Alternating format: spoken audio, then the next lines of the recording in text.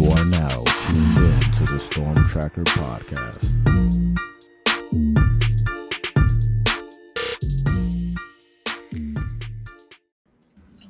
Welcome back to the Storm Tracker podcast. I'm Marcus Benjamin, representing for CanesCounty.com, part of the Rivals.com network. Make sure you subscribe to this podcast on all platforms, and also make sure you subscribe to this YouTube channel, live from Canes County. Today, I've got Steve Kraning, also known as Steve-O, representing from Raw, Miami, one of the premier 7-on-7 teams in South Florida, really nationally. And he also provides the film review on CanesCounty.com. Thanks for joining me today. Oh yeah, well, pleasure to be on. Thank you for having me, fam. It's UF week. We're 3 days away at the time of going live now, so it's time to put up or shut up. And I think everybody's juiced up, ready to go. I know we've seen the guys at practice. They look really good. That when you go into them, I had a conversation with a friend of mine the other day. He's like, "Isn't that what we say every year?" I was like, "Yeah, we say that every year, but we have to force ourselves to believe certain positions. For a long time, we've been saying we're going to be so good because we believe in like our receivers. Of course, we've always had good receivers. Oh yeah, we always had good defensive backs. Doesn't mean we were winning games because we didn't have the good old linemen and good D linemen. We have them boys now, so it's a lot easier. It's just crazy this time around. I don't think I've been going to practice for a couple of years here and there, and I don't think I've ever seen a roster look like that. But I visited like several schools while they were practicing, us taking kids on visits, and that's what those schools look like.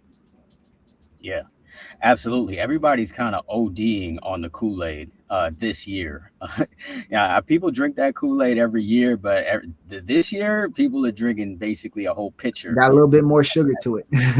Yeah, exactly. So something's in that Kool-Aid. A little sweeter. Yeah, exactly. So obviously, yeah, big game, season opener against UF. I think it's Miami's biggest rivalry, just because of the amount of history that this rivalry has. A lot of people don't realize that this is the longest standing rivalry for the Miami Hurricanes. It's just that the Florida Gators didn't play the Miami Hurricanes for a few years in the 90s. And, Steve Spurrier actually elected not to play the Miami Hurricanes because if he felt like it'd be a little too much for him and his team at the time. So the rivalry has taken a break for a minute. We've seen some games here and there. We saw them in the Sugar Bowl in 2000. They also played Miami a couple of times in the early 2000s. Last time it was 2013, I believe. No, it was 2019. You're right. The last time the Hurricane won was 2013. So they played a few times, but now it's back. Everyone's excited to really kind of see what this Miami Hurricanes team will do against the Florida Gators out of the SEC. Miami's a 2.5-point favorite. So I kind of wanted to just first we'll break down some matchups in this game. But before we get to that, I just kind of want to get your take on the rivalry yourself. Like, what's your best memory from this rivalry, even though there's not that many?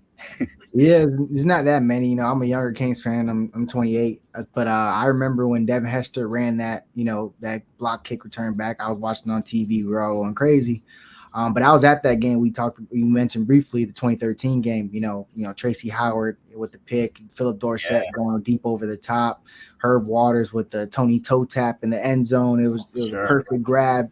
So that's got to definitely be one of mine. It was a whiteout that game as well. If Canes fans that were there, I bet you remember because we were sweating like hell and we were in white, but we won.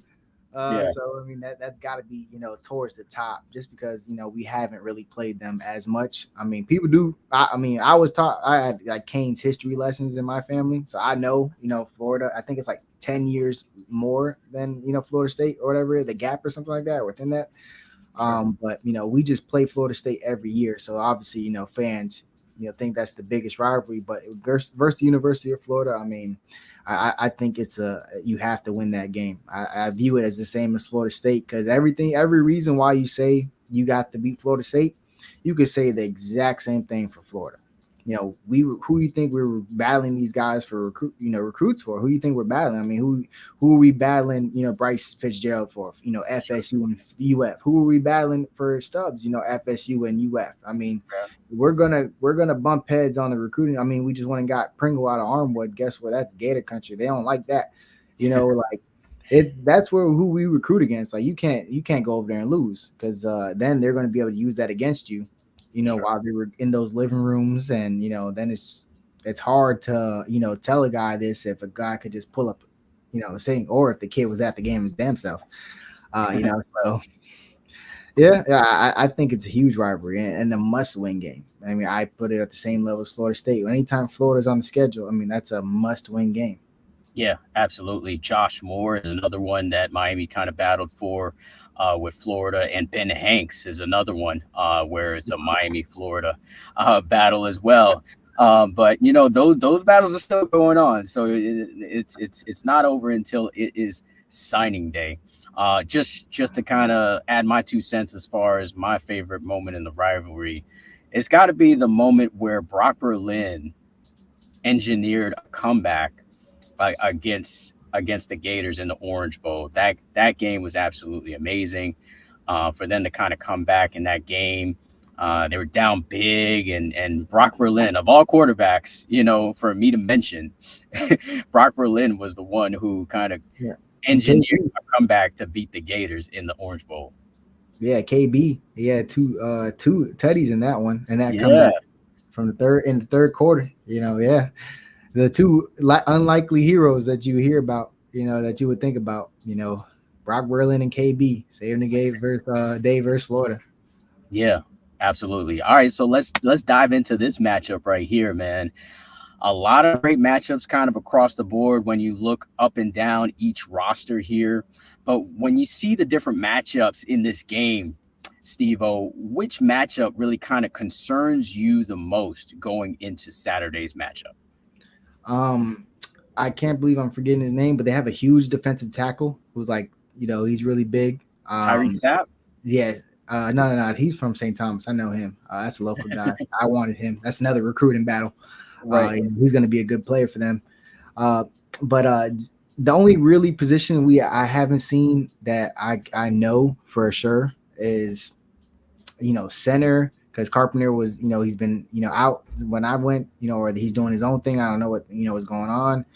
But no, that's not true. He was in the scrimmage, but I didn't get a chance to see him. So my thing is, I saw everybody else. I'm very comfortable with our receiving core. I'm very comfortable with our defensive back core.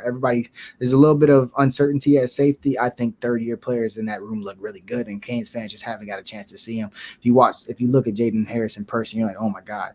This guy, it looks like a stud. And you see Markeith Williams in person, and you're like, damn, this is that guy they said he couldn't put on no weight. You're like, oh, wow, he looks actually really good. Yeah, I'm not as worried. But I'm going to say right now center, just because that's the only thing we haven't seen. And I think Matt Lee, now he just made an NFL roster. He's the top, on the top 53. He kind of, the bar is really high. So I'm just really more interested to see what goes on at center. That's the matchup I'm most interested in. I think, they have some good depth on D-line. I just want to see how that goes because it's more than just if Carpenter gets beat on a block or if Carpenter misses assignment. I'm looking at it as, the center controls the whole offensive line. So I missed calls, missed protections, things like that. That's what I'm looking for to see how the game, operates in the trenches because Matt Lee was probably one of the best I've ever seen. He was at Miami. He was really good. He reminds me of when Linder. It's like the last guy you could say controlled the entire offensive line. So I mean that's what I would be looking for. The matchup that concerns me the most, Florida's D tackles.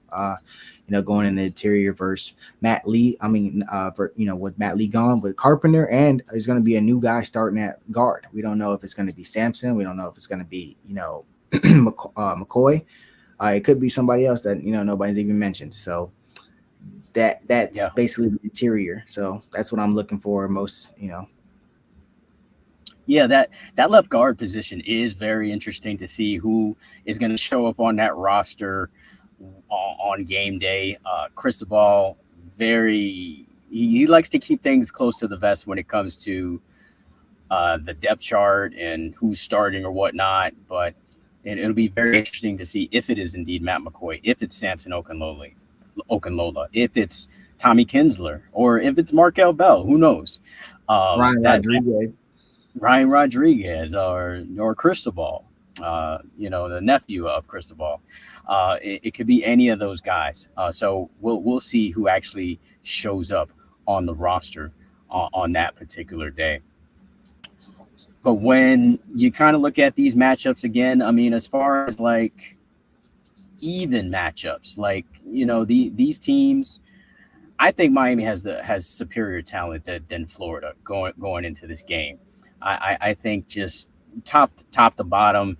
When you go quarterback, I go Miami. You go running back, I go Miami. You go offensive line, I go Miami. Tight end, Miami. I mean, I think Miami's pretty much the advantage almost across the board here. But what position group do you think it's kind of even at, in your opinion? Um, hmm. I would probably honestly, if you had to say, hey, these are probably the two closest positions to each other. Um, it could have been another position, but Florida kind of fell off a little bit at running back. I do like their starter. I do think Damian Martinez is better, but Montreal Johnson is a good player. So give him credit there. But if I had to go just pound for pound, I think our linebacker room took a step forward, too much forward for me to compare Florida's linebacker room to them. So I mean, I would probably say safety room because they're going to be dependent on some guys that are young, and they're going to be dependent on guys who've been around a little bit but didn't play much because they had some departures at safety. I think other guy went to Pitt, another one. So that's honestly where I would go, just because where they're going, they have a guy for, I forget his name, 14. I can't believe I'm forgetting the names right now. But he's their safety, goes over the top. He plays a little bit in the nickel. He's going to have a hard day versus X. But that's kind of their niche. He's the guy who plays in the nickel, plays over the top. That's their dude. And then they're going to be relying on, some veterans that, they gotten their feet wet a little bit, but they haven't started in, long term. And, then a freak freshman, because they do have, the highly rated freshman safety or whatever. I forget his name again, but he's a Florida guy. I don't remember these guys' names. So unless they make a play, I'll tell you, Marcus, unless they make a play on us, I ain't remembering their name, but that's probably what I would go with, the safety position. I got Jordan Castile as number 14. If that's what. Yeah, Jordan Castile. There you go. He's a good player. He's a good player. He's gonna have a hard day with X. It's just a tough cover for anybody. Yeah, absolutely. I expect the X to eat in this game. I also expect Elijah Arroyo to also eat in this game, and it feels like Miami should dominate at certain positions. When you look at this game top to bottom, like I know what it is for me, to be honest, and it's probably the same for you. But what position do you think Miami just straight up dominates when it comes to position? Anybody who's seen the Miami Hurricanes football practice are going to immediately say defensive line. I mean, right. we are 9 deep at defensive line before you count 3 5-star freshmen. Before you count Armando Blunt. Well, I mean, I guess you can count Justin Scott because he's kind of getting up there closer. And then you got Lightfoot. Bro, you got it's so deep on defensive line. You literally have Tyler Barron, who's being touted as, a high draft pick, a top 30 pick, or top 32 pick, because they say first round. Ruben Bain, we all know who Ruben Bain is. He's not just a freshman All-American, he's an All-American. Then you got on the outside, opposite, Austin, who is, if you see Austin, he's probably one of the more like, oh my God, type of guys you see. And then you remember, like, okay, he's the transfer from Marshall. I think he's going to be better than anybody thought, because he looks really, I agree. He's one of those guys that you see in person. You're like, oh, he's going to be above our expectations. Because I mean, that was my first time seeing him, and he looked good. He has just like a different move set, man. Like you could tell he's been in college a long time, bro. He can combat. Yeah, the guys on offensive line are well coached at Miami, yo. So you're not gonna win a lot of reps on your first move. Like you gotta have a counter. He looked like he got it.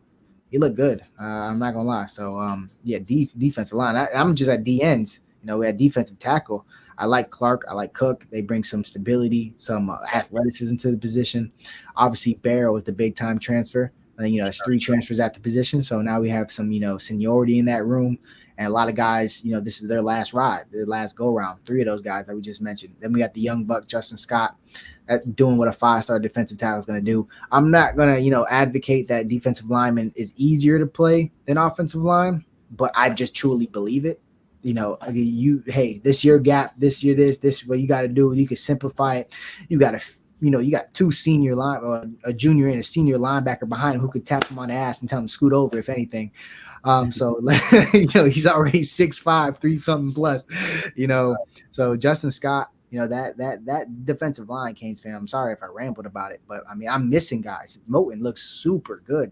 A lot of these third-year players. If you were in that 2022 class and you are still in Miami Hurricane, you look good. You're talking about Marquis, talking about Jaden already. Horton, Moten.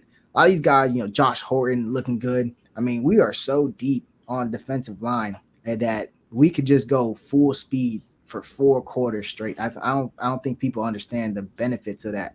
Where if Bain could just literally sit out just for one play, catch his breath, and a guy can go over there and get a pressure or a sack, or a TFL, and then we put Bain back in, or we let him get like a couple plays and put Bain back in, whatever the case is. You don't understand the luxury that is to have. There is multiple, first round picks on this defensive line. Like we have young bucks. Like a lot of people don't talk about Coleman Connaughton until obviously, but man, he looks really good. I mean, in my opinion, I thought that's why Jaden Wayne transferred. And I think Coleman Connaughton is going to be a dude for us, and that's going to be a guy who is not going to have to be rushed out there on the field. See, we're so deep at defensive line. I don't even want to ramble. That's a matchup we have to dominate on. If we don't dominate that matchup, everybody gonna be looking at Coach JT and Coach Joe, because that gotta happen. I mean, I'm not gonna sit here and say it has to be NCAA domination like a video game, but it has to be noticeable that they can't run the ball, or it's hard running, and hey, anytime they gotta throw the ball, you gotta get that ball out your hand quick, even if it's not a lot of sacks. Because Mertz, I give him credit. He'll take. I forgot who Noah said the quote. I remember you put it on. You said Noah said it right, that he'll take a sack before he throws a pick. Yeah, I tweeted that out. Yeah. I remember seeing that. He'll get rid of that ball before he takes a sack. He's been in college 5-6 years, man. He's getting rid of that ball. He's gonna fall harmlessly on the turf. So even if the sacks aren't what people think, I just need to see that pass rush rate needs to be high, needs to affect the quarterback, needs to affect his launch point, needs to affect everything, the timing, everything. If it doesn't have signs of that in all 4 quarters, I'll be disappointed. Yeah, you mentioned a lot of guys, but you still didn't mention all of them. You didn't mention Tyler Barron, which I think is going to be a dog. I think he's going to be right there in the rotation as well. And you didn't mention Akeem Mesidor as well. Like this line is just ridiculously deep, and it would be an absolute shock to me if Miami didn't at least get 3 sacks in this game. At least, it would be an absolute shock to me, to be honest, because especially from what I've seen from Graham Mertz over the past few years. I mean, I'm on the side of Kiko, where he says that he'll take a sack before he throws a pick, and I see that. He kind of, he'll pat the ball, and then he'll take that sack. I mean, he's a senior now, so you got to think that he's a little bit more seasoned, and he'll kind of see the rush coming. But this rush is not stopping. This rush is going to keep coming for 4 quarters because it's so deep. It's 8, 9 guys legitimately deep. I mean, there's guys who probably could start at other places that probably won't get a ton of snaps in this game. So I'm excited to really kind of see them really prove just how much they've been talking about themselves in this offseason. Simeon Barrow said himself, he was like, I think this is the best defensive line in the country. So if you are, kind of bold enough to say that type of statement, then that has to show up on the field on Saturday against Miami's biggest rival in the Swamp. So I also do want to talk a little wide receiver DB. That's more your specialty, Steve-O, as far as matchups are concerned. So when you look at wide receiver and defensive back with these two teams, what is the matchup that you just can't wait, that you are just chopping at the bit, just can't wait to see this on Saturday? Yes, it's going to be 3-on-3 crime because well, we already talked about the matchup inside and the slot with X. On the outside, obviously I wouldn't fault them for putting them on Sam Brown, but they're most likely going to put Jason Marshall on Jacoby George. I think that just makes the most sense for them. Is it going to work? No, it's not. It's going to be very, very good. I personally think Jason Marshall, was really good talent. Definitely better than the other one, Chris Henderson, that went to Florida.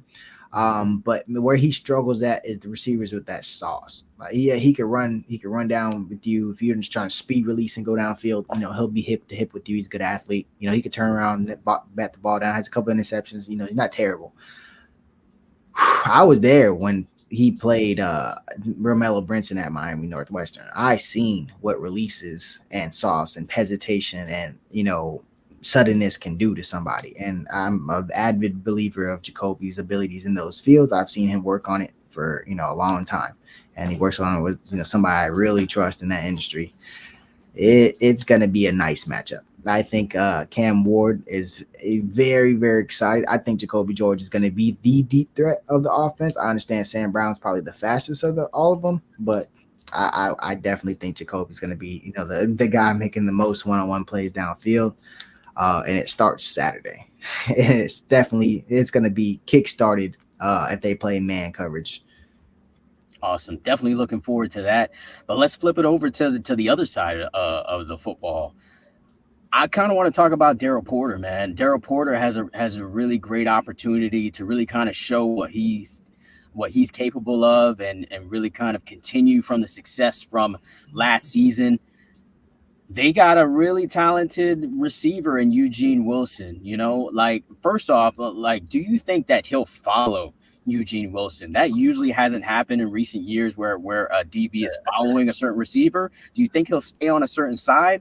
And when he is matched up with Wilson, what do you think happens? I mean, I would love for them to do that. As a Canes fan, I don't think we've had a corner follow since Tracy, Brandon McGee days. I don't think we just haven't had that over the years of different corners. We've had good guys too. But I would love to see it. I don't even think, he's a freshman All-American. I don't think he deserves to have DP follow him, in my opinion. But, he's good. I'm not going to downplay him. But his quarterback, he hasn't had over 100-yard game, and he hasn't had a play over 30 yards. It's not going to happen Saturday. Some of that is his quarterback. I'm not going to lie. Graham Mertz is more of a game manager than a risk taker. So, if he had a gunslinger, if he had TVD throwing him the ball, he probably would have more stats. If he had Cam Ward throwing the ball, he probably have a lot more stats. So I'm not going to discredit him and go like that. But I don't see him creating much separation from Daryl Porter because, he didn't create much separation. I think he's an incredible talent, and obviously he's going to grow. He's going to be now a sophomore. He has the freshman year under his belt. Is he going to be better than last year? I would naturally just be inclined to think so. But I think Daryl's better than last year, and I would bet on him all day. So I would love to see him follow him just to see it be straps, but I don't think they do that because how much they love Jadeus and Damari. I don't think you have to follow. You don't have to follow him. Okay, you want to come over here on this side, Damari. Have you seen Damari lately, right? Yeah. Come get bullied over here. And you want to go over there and be all cute. Daryl's got the footwork for anybody. Ain't nobody shaking Daryl at the line of scrimmage. The stupid patient, a trait that a young freshman who's emerging right now in OJ, that's the word you hear about him is patience at the line of scrimmage. Because him and Daryl are athletes, bro. They're not scared within that first 5 yards to just mirror you. You know what I'm saying? They're not thinking of anything else other than locking in. They're just great man corners. So I'm really not worried about that matchup at all. And honestly, on either side of the ball, I don't feel the need for Daryl to have to travel. I mean, I would love it just to say, he just wants to say it and they're just gonna do it for draft stock, and stuff like that. But I don't think you need to, man. I would not give him that much respect, bro. He doesn't put fear in my heart to that point where I don't think Jadaeus or Damari can cover him. Like I just don't feel that way. Gotcha. Just kind of based on what you're saying, it sounds like you think Damari's going to be the other corner, and Jadias Richards likely going to be the nickel corner. You think comes Saturday? I think they both. I think come Saturday, they both play both. I mean, from what I've seen in practice, they both were playing both. You saw guys rotate different, but Damari he looked huge, man. He looked like he could hold up in that and inside. I don't know which when they start at, but I know for sure you'll probably see them both get different snaps because they have I seen Damari go out and they put Mish in the slot. Damari scoots outside. They have a lot of formations and go. So I don't know. I would bet Jadias will be outside first. For what Okay. and then but I think Damari definitely gets snaps outside. But again, and then Eugene Wilson, they call him Trey or whatever. He plays a lot in the slot too. That's how he kind of gets those quick little passes underneath. But yeah, I'm not worried about it at all. I don't think we should make DP travel other than they just want to say that he did it and like the results after it. Gotcha. One last depth chart question here. I know Mish is a player who will play that nickel as well. So if he plays that nickel and you got Jaden Harris as one of the safeties, who do you think plays that other safety spot? I'm gonna say Jaden Harris. But the other. I mean, Jaden Harris, I'm assuming is going to be one of them. Who's going to be the other one? If Mish plays nickel. Yeah, Mish is going to definitely play over the top. I think it started off, but when Mish goes to nickel, I want to say Markeith, man. I really do. I really do. I would say Markeith. Okay. There was a comment said Zaquan is definitely coming along, but there was a comment that they were made after practice in media about the numbers of interceptions in camp, and I want people to know. I loved Markeith in high school. I knew he was going to have to put on weight. Obviously, that wrist injury coming in, so he couldn't really lift a lot. So his development body-wise was slowed. So that became the whole thing. Oh, he can't put on weight. Oh, he can't do this. Yo, he is a ball hawk. He is a ball hawk. He could pick off any quarterback on our roster if you slipping. Yeah. Because he got really nice range, man. He got them long arms, they almost touch his knees. Yeah, he does. He got super long arms, yo. So when he think he don't got it, he got it. Like I would say Markeith, to be honest with you. I like the way a lot of our third year guys look under Mario. They look like holy shit. Like they've been doing more than just lifting over here, because every third year guy you see across the board, and as Cooper, and any third year guy you point out, Wesley Bissainth, everybody's like, oh my God, he looks like a real NFL linebacker now. Yeah. This is third year in this program, and all of those guys look like NFL players, body-wise. Awesome. Really excited to see, who is out there defensive back-wise. Should be very, very intriguing to see who gets the most snaps out of all 5 positions. All right, here we go, Steve-O. Prediction time, baby.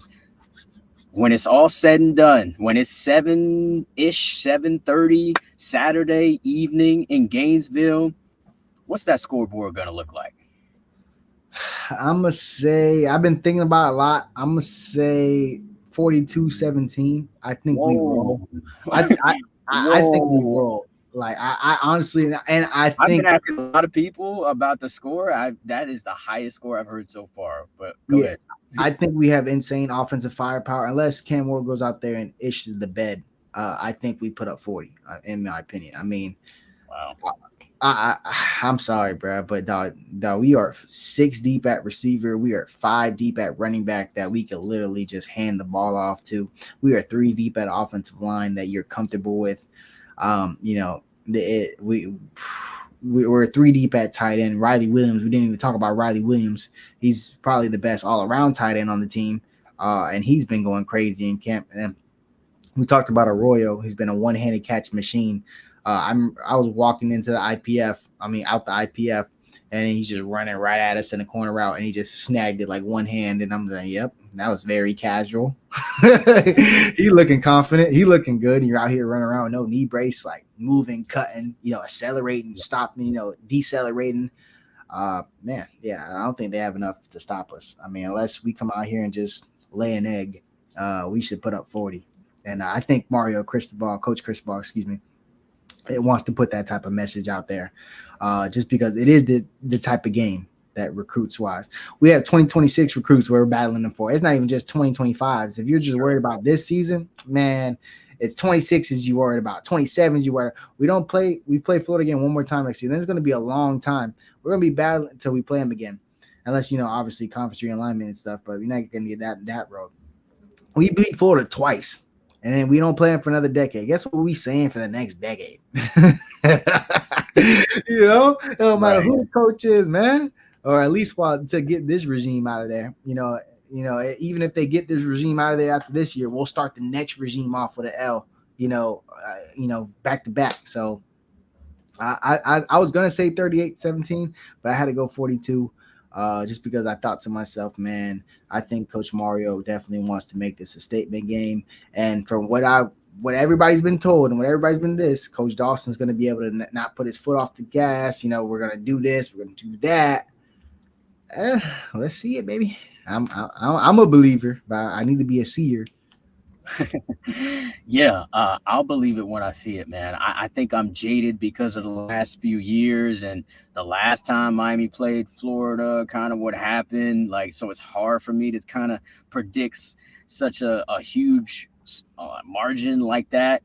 I do think the Hurricanes win the game. I do feel like top to bottom, they just have more talent, and I think Cam Ward is going to be the difference maker here. I think he is going to excel on third down, something that Tyler Van Dyke could not do last year. Really kind of just make plays on third down and just extend drives. And I think Cam Ward is going to be an extend drive machine, and, even if they don't get into the end zone, I feel like they'll get into field goal range and Borregales is going to knock them through. So I think this game is a little bit lower scoring. I think it's more of a 24, 16 type of game, because, that environment is going to be, they're going to want to make sure they're not making mistakes, and I think both teams are going to come out, I think, rather conservative, or rather, they're going to see, like, if they can control the line of scrimmage. Now, if Miami just starts blowing them off the ball, off rip, then yeah, it probably will be like a 42-17 type of game. But I think the adrenaline is going to be pumping for Florida, and all those Gator fans in that crowd is going to kind of help juice them for that first quarter or two. But I think Miami's depth is just going to wear them out towards the end of the game, and that pass rush is just going to start to wear on Graham Mertz, because if they get down, then these guys are just going to be able to pin their ears back and just let it loose. What does worry me a little bit is that maybe Miami is dominating that line too much. You know what I'm saying? Where they're just all the way in the backfield, and then boom, they just hit a quick screen, and that quick screen goes for like 20-30 yards. It's gonna happen. Happen. So they can hopefully they don't over pursue so much, because they're dominating so much. So those quick screens. Well, Mal, I know you got that one on. You got that stick right now, fam. That's what we call that one. You got the Uno. You got the stick. You got that stick on, fam. Them linemen doing their job. They getting after the quarterback. Your job is anything else after that. So they want to screen, fam. Oh, okay. You better get over there and make that tackle, because they will go for a lot. And it happens against every great defensive line. I mean, you'll be a silly offensive coordinator if you don't try to dial some of those up. Running back screen, tunnel screen, maybe bubble, whatever you call, it'll be silly. And you probably wouldn't even be coaching at this level if you don't try that, versus a dominant defensive line. That's just common sense. So we got to definitely be on the lookout for that. For sure. It's definitely going to be exciting on Saturday. I'm excited, man. We are both going to Gainesville, so we'll probably see each other up there and connect. I'm going to be in the Swamp for the first time, so I'm really excited to kind of experience that. and see, what happens. I tell you what, the loser of this game is going to be really, really sad here. I tell- I'm thankful it's not gonna be us because I'm driving back same night. So I'm just thankful it's not gonna be us. we shall see. We shall see. That's going to wrap it up for the Storm Tracker podcast. Once again, my guy Steve-O joining me for this edition where we talked a little bit about the matchups between Miami and Florida. Thanks again for joining me, my guy. No, all day, fam. And go Canes. Appreciate you for having me. And yeah, we'll definitely link up there. And whew, it's a big one. Yeah, it definitely is a big one for sure. Like I said, that's going to wrap it up for this edition of the Storm Tracker podcast. Make sure you subscribe to this YouTube channel, live from Canes County, and also subscribe to this podcast, the Storm Tracker podcast, on all platforms. Most importantly, subscribe to the website, canescounty.com, for free. Use the promo code Miami30. Until the next episode.